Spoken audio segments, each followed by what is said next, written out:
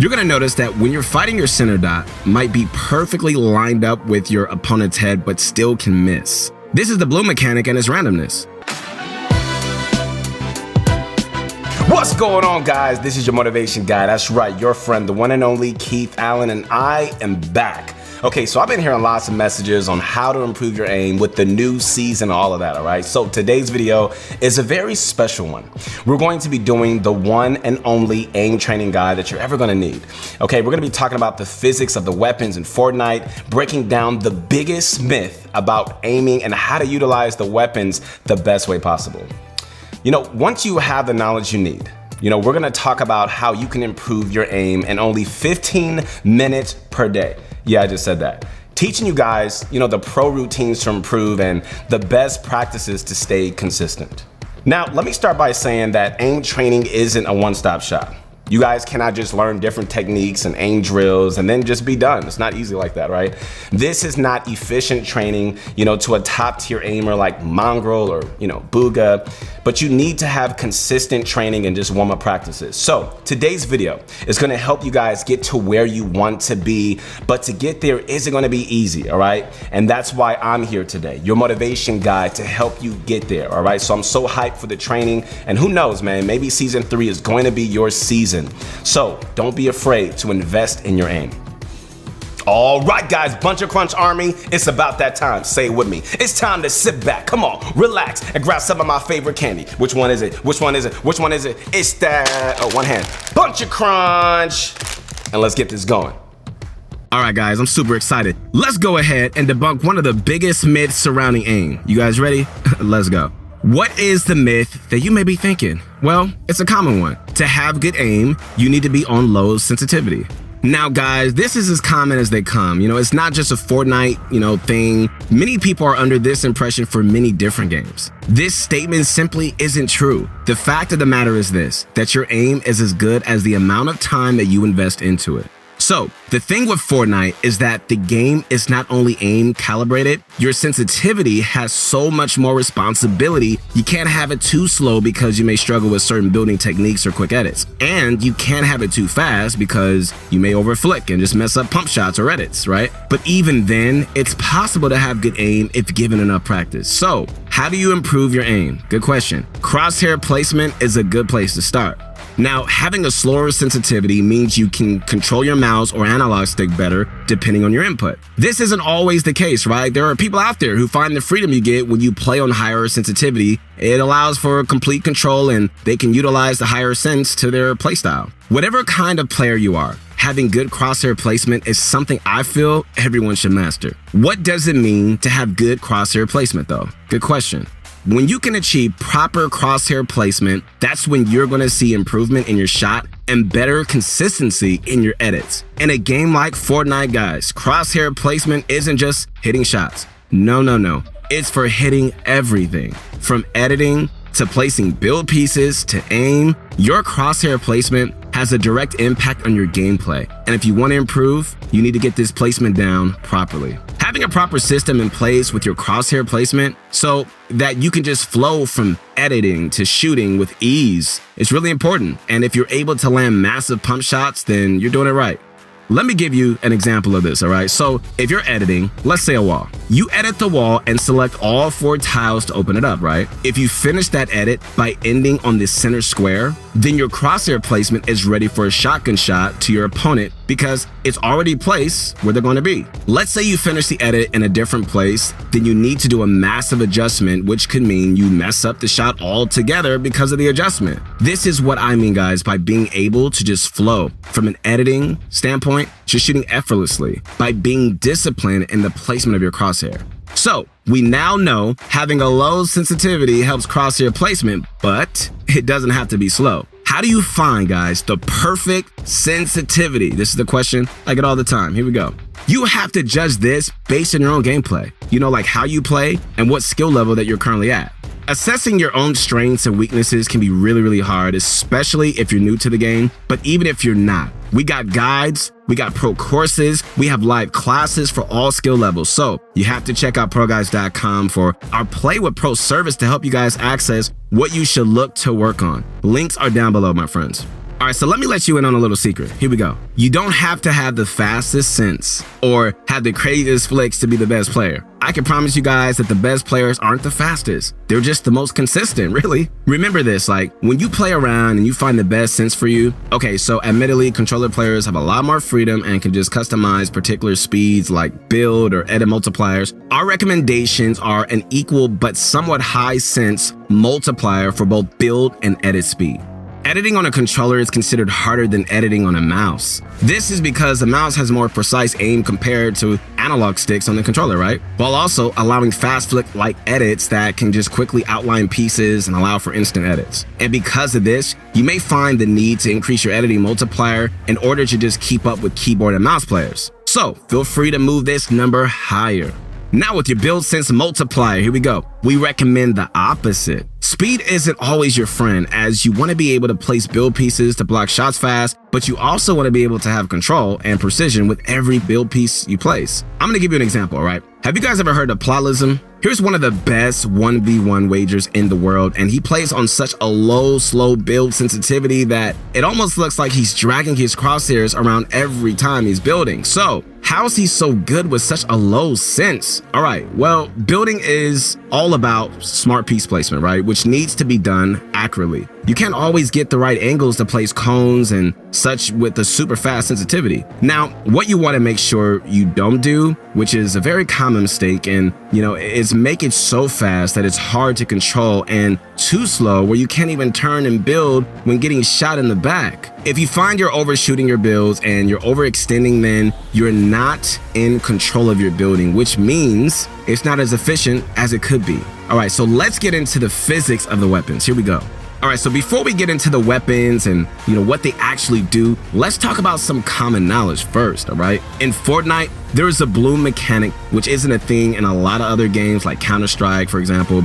Bloom is essentially a circle within your crosshair, and the bullets you shoot land in random spots within the circle. You're gonna notice that when you're fighting, your center dot might be perfectly lined up with your opponent's head, but still can miss. This is the bloom mechanic and its randomness. And now, a lot of people don't like bloom because you could spend 1,000 hours training your aim, and at the end of the day, it really just comes down to a random number generator if your shot is going to land or not. Right now, that's bloom in Fortnite. All right, so let's move into hit scan weapons.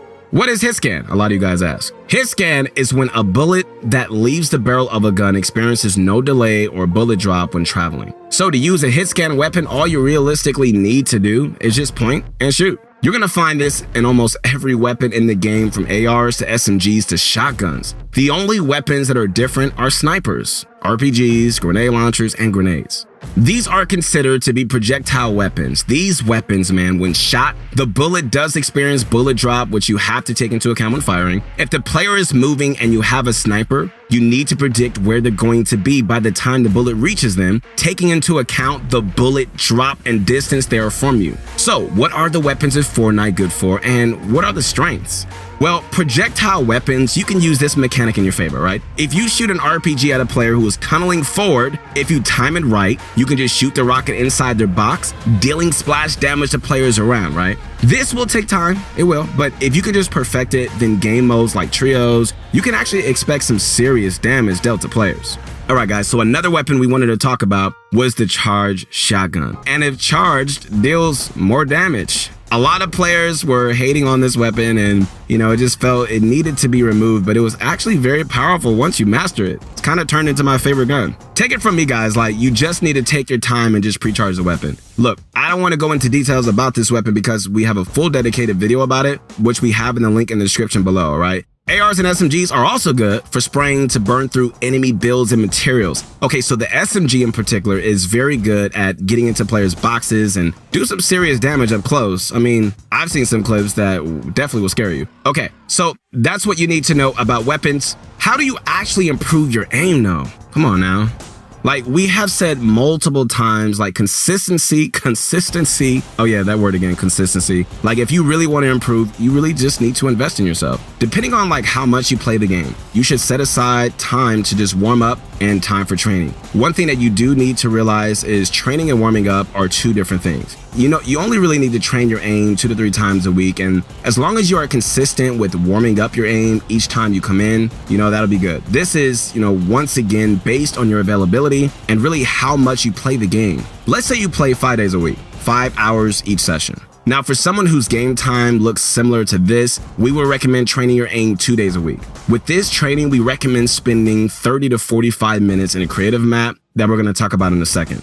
Doing this twice a week is going to help you improve your aim, and you're going to be hitting more shots consistently over time. Now, on the days where you're not training your aim, we do recommend trying our ultimate 15-minute warm-up, okay? Before we get into that though, let's take a look at the map that you're going to be using. Here we go.